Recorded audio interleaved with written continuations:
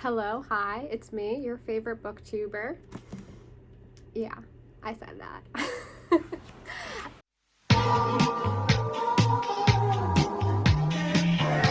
Here's the deal. I'm gonna try to keep this intro short.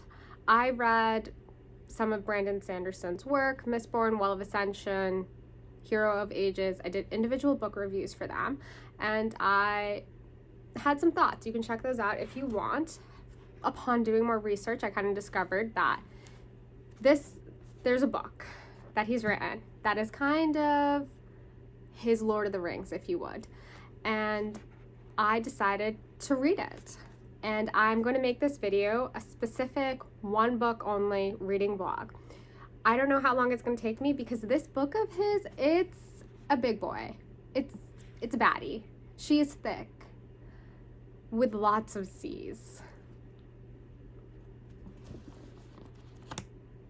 1,001 pages. This is going to be a reading vlog. It's going to be my reflections, my thoughts as I'm going through the text. There will be spoilers, so if that's not something you're interested in, probably don't watch this video. We are 145 pages into the book, and I thought this is a good time to, just sit back and chat with you guys and give some immediate first reactions.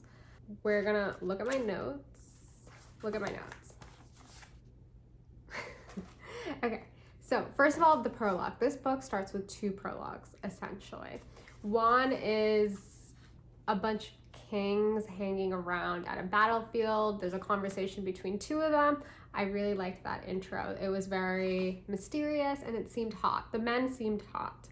Then the second, what I'm calling the second prologue, is this guy in white assassinates a king. And I think one of the kings he killed is one of the kings alluded to in the prologue, and that's what happened. And then we switch tracks completely, and we're introduced to this guy whose name is Kaladin, and he is in the army, and then he's now a slave. Like that's where I've gotten to, and I just can't help but think he reminds me of Kelser. First of all, both their names begin with K. Kelser was in the pits of Hashin or whatever, struggling.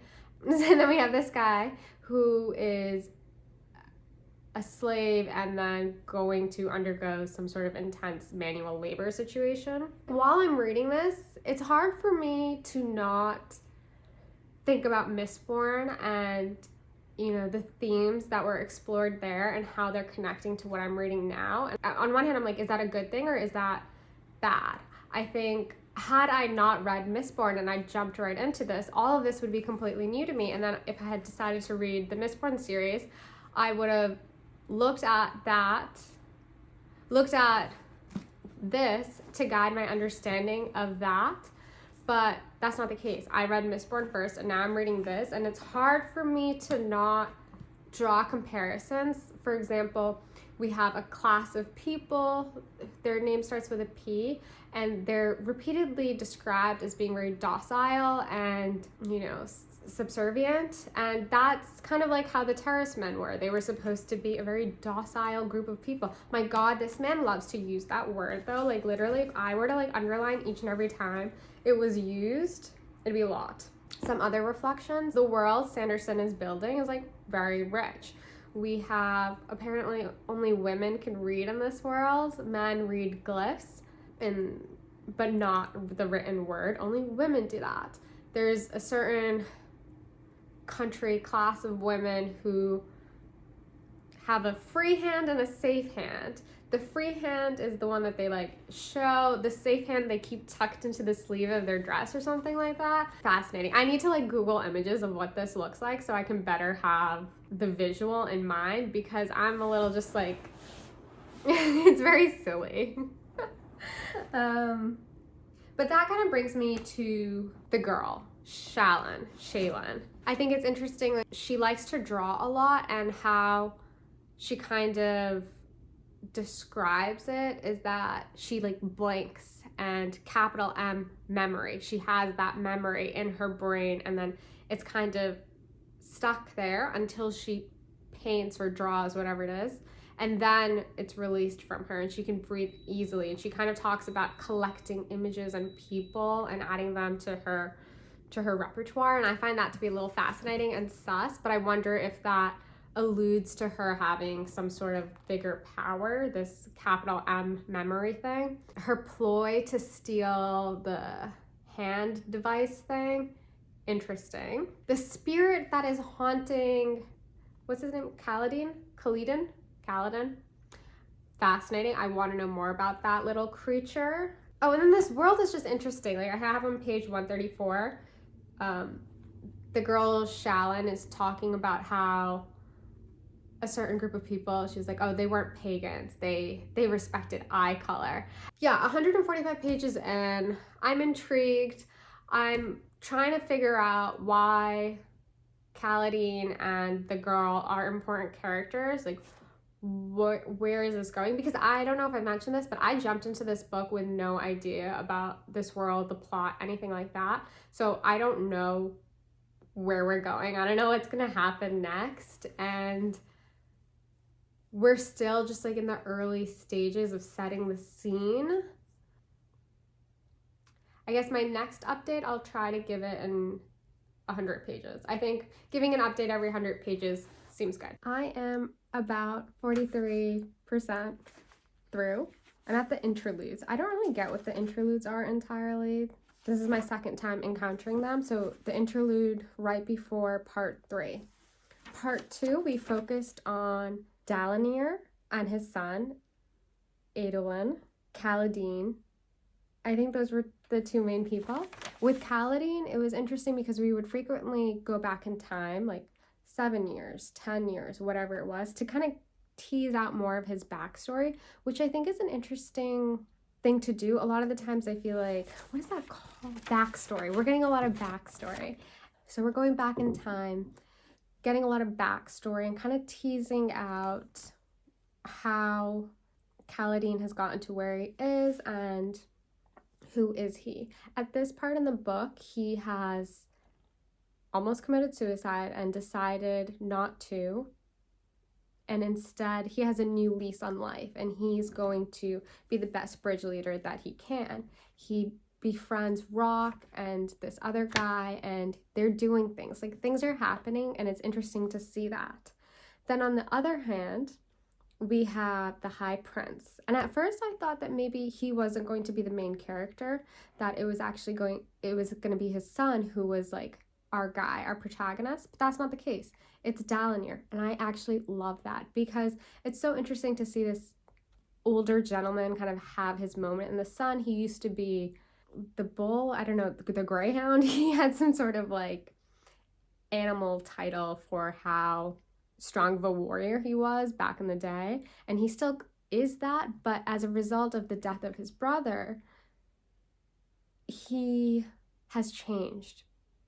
He's reading The Way of the Kings. He's learning about the codes. He's kind of acting like an outsider from from his people, the Alethis. And I find that to be really interesting. I want to know more about the visions that are coming to him. And it makes me feel bad that people don't listen to him. And I feel like he's getting outsmarted by the Sidious guy and the king. I don't like the king. I understand, of course, he's paranoid, he's young, but that kid's a clown. He's the real villain. Like, I don't like him. I don't get good vibes from that guy. And I want to know more about the sister. I don't want to know about Shalyn or whatever. She doesn't interest me. The sister is fascinating. Oh, then I also wonder, is there a connection between the visions that Dalinir is having with the opening little sections of each chapter, how we kind of have the final few words of various people in the society right before they die? I wonder, I'm sure they are, if those are connected. I still just do think that kind of nothing has happened. I want to know more about this little fairy Syl, who is besties with Kaladin, that It's interesting to me that Rock's people had a word for him and that Rock can also see it. Interesting. But it is slow paced, which is like fine. I've never read a fantasy book that is this so slow paced, I don't think. Makes me wonder what else I should read because it is kind of an interesting exercise. So that's that. Time to get back to reading. Okay, bye. At 539 pages, I realized I am now more than halfway through. Very marginally, but yes, we're there. Nothing has really happened. Kaladin just survived the high storm. Great, we love that for him. Shaylin just stole the Soulcaster, and I understand how that little incident occurred because her lady, Jesna, did that. She killed those people to kind of demonstrate something, and that irritated Shaylin so much. I understand that that moment was needed for Shaylin's character growth, but like as a reader, it was so annoying and frustrating and boring. Whatever. I also kind of feel like her and she's gonna go to the war camp, Shalyn, whatever, and she might be the love interest for Elodin, Adeline. And what else did I have? I had another hot take, but I kind of forgot now. Alrighty, see you guys later. Hi, so I'm on page 646 and wow. Shaylin has used the Soulcaster and all this blood was pouring out and decides to pretend that she committed suicide, and literally the chapter ends with, I just know this is a bad idea. I just had to put it down and step away. I don't know when I can come back to this. The other thought, so every couple of chapters we go back and past to Khalidin's childhood, and you know, we're kind of learning more of his backstory to understand how it is that he got to where he is and became who he now is. And I just know it's gonna be sad, and it just, sometimes when I get to those sections I have to like really rally my emotions, like to just read through it. I got to the part where him and his family were at that town meeting or whatever, and that evil city lord is like, and Tien will now go to the army. And then the little boy is like, the army? Me? And then I just wasn't expecting that. Like, I nearly cried thinking about, or just like sometimes the depth of emotion Khalidin feels for his younger brother is just so touching for me as an older sibling. It's just a lot. It's just, Shaylin is annoying me just because I understand why some of these things are happening for her character growth, and because she is supposed to be so young. I do at times wonder exactly how young she is, but then Khalidin is just like going through it emotionally and just has had a tough life, so it's just a lot. I'm trying to finish this up, God willing, in like 5 days. That would be ideal. Hello. So today's January 18th. I am in London at my hotel room for the time being. Before I left for my flight, I had 300, maybe 200 pages left in the book, and I banged them out on the last day. Like literally, we were driving into Boston and I was reading the book. Like on the way to the airport, I'm like flipping through these pages, going mad trying to finish. And luckily I did. Well, technically the last 30 pages, I still had those left when we were at the airport, so I took photos of the book on my phone so that once I got past security I could sit down and read it, and I did. I finished it. I zoomed through it, and let me just say, wow. After 900 pages of backstory, we're left with fire pages. Like the last 100 pages were so good. I think it was really worth it, to the extent that I finished it and I was like, I need to buy the next book immediately, just because we had such long build up. Finally, things happen. And at this point, there's already been so many spoilers, so I can tell you. One, Shaylin can do whatever this magic stuff is, and she's finding out secrets from Justna. Dalinir has given up his shard plate and his shard sword. He used his sword to buy all of the bridgemen. Amazing. That Sidious guy's a snake, and he betrayed Dalinir, and that's bad. But I love how badass Dalinir was when he goes to the king's room and like kicks his ass a little. Dope. And then, what is it? The Shin assassin, who turns out that king that everyone is like, oh, he's a clown, he's a fool, he doesn't know any better. He's the mastermind behind this. Yeah. So I bought the second one. I went to Waterstones and I got it. It's going to be a different edition than the one that I have, but whatever. So I don't know if I should do a reading vlog for the second one. I think this was interesting because the book is so thick.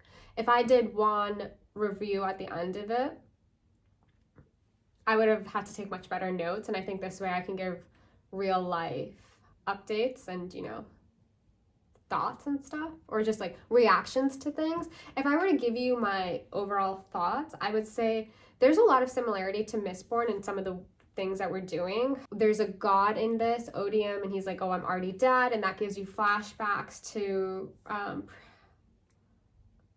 chaos, ruin, and perseverance. In Mistborn, Kaladin is a more kinder Kelsier, whereas Kelsier was kind of cocky. I don't think Kaladin is. He's almost, I don't know what the male version of a Mary Sue is, but you can tell he's kind of like going down that line. I don't know, maybe it's like a Marty Sue. That's what he reminds me of. But I think he's more selfless than Kelsier was. I think that's a similarity. There's so much more to discover, even though we got so much backstory. And like, honestly, I don't think I really needed all of Kaladin's backstory. That Cuspel guy killing himself, whatever. I don't know. I'm getting all over the place. But to wrap this up, the book is good. It is good in the regards of the payoff that you get in the last 100 pages makes everything else beforehand worth it. I did watch like one or two other videos where someone was saying Sanderson's not known for his beautiful prose. Not to say that he's a bad writer, you know, his writing is good, like it's crisp, clear, to the point. But I want to read a fantasy book that is dense but also has beautiful language. I don't know what that option would be. So if you guys have a suggestion of, you know, a fantasy book that is intense, maybe long, and also has beautiful language, let me know, because I'm kind of intrigued to read something else that is very dense, but the language is different. So yeah, if you know anything, drop me a line in the comment section, and I'm gonna go read the second book in the Stormlight series. So I will talk to you later.